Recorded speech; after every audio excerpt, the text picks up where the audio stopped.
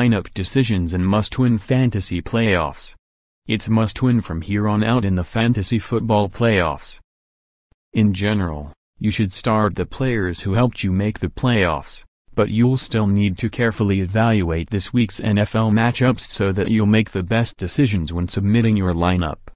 We've identified several players to start and others to avoid this week.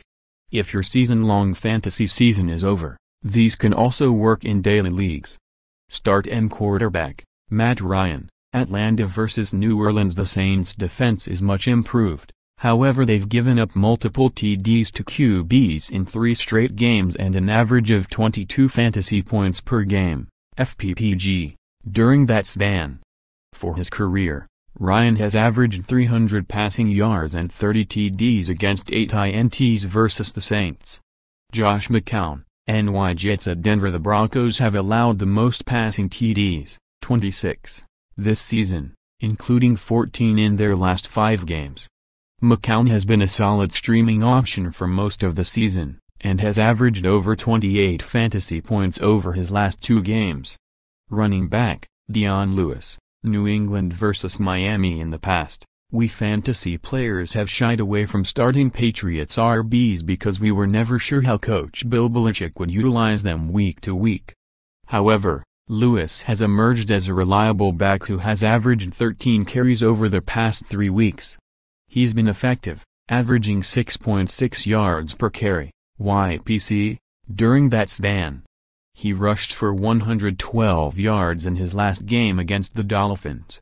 Alfred Morris, Dallas. At NY Giants. Opposing RBs have rushed for 4.5 YPC against the Giants in their last 5 games, and they've given up an average of 27 FPPG to the position during that span.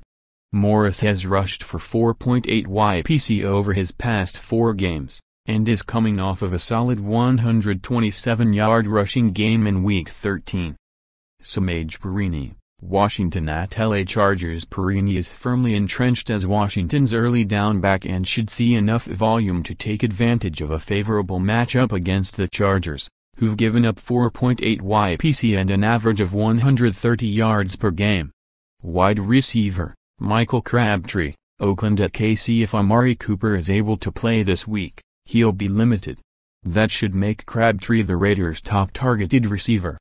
The Chiefs have given up the most FPPG to WRs in PPR scoring, and they've suspended their top CB, Marcus Peters, for Week 14. Josh Gordon, Cleveland vs. Green Bay. Gordon looked good against a tough Chargers secondary in his first game since 2014. He led the Browns in targets, 11, and has a favorable matchup against the Packers, who've given up the 4th most FPPG to WRs in PPR.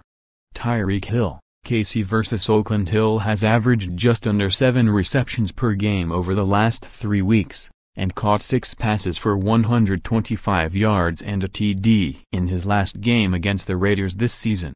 Tight end, Steven Anderson, Houston vs. San Francisco. With Rob Gronkowski suspended and Zach Ertz in the concussion protocol and potentially sidelined, fantasy players may need to find an alternate starting T.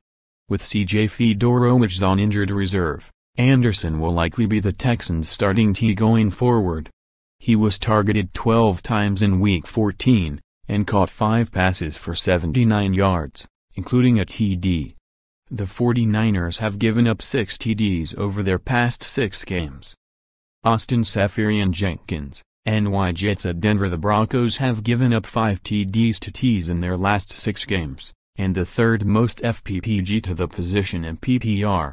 Seferian-Jenkins leads the Jets with 10 red zone targets. Sit-em quarterback Cam Newton, Carolina vs. Minnesota. Newton has been bothered with shoulder discomfort all season and has been inconsistent. Most recently, he's been dealing with a sore thumb, and he takes on a Vikings team that's given up an average of 10 FPPG to QBs over the past 3 weeks, and the 4th fewest FPPG to QBs overall. Kirk Cousins, Washington. At LA Chargers. The Chargers have given up the 4th fewest FPPG to QBs, and haven't surrendered multiple TDs to the position in 7 straight games. Cousins has averaged just 14 FPPG over the past 2 weeks. Running back, Kareem Hunt, KC vs Oakland. Hunt hasn't scored a TD in his last 9 games, and has 11 or fewer carries in 3 of his last 4 games as well. Opposing RBs have 3.2 YPC against the Raiders over the past month. Carlos Hyde, San Francisco at Houston. Hyde hasn't had a 100-yard rushing game since Week 2 and hasn't scored a TD in his past 6 games. He's scored less than 12 FPPG and PPR scoring formats over his last 3 games. The Texans have yielded the 3rd fewest FPPG to RBs.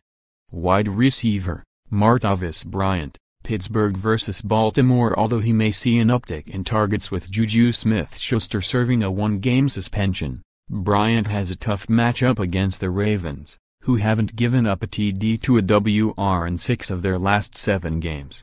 The Ravens have surrendered the 3rd fewest FPPG to WRs in PPR, and held Bryant to 3 catches for 48 yards in Week 4. Devin Parker, Miami vs New England. The Patriots' defense has improved since the start of the season. They haven't given up a TD to a WR in 2 straight games, and they held Parker to 1 catch for 5 yards in Week 12. Parker hasn't scored a TD since Week 3.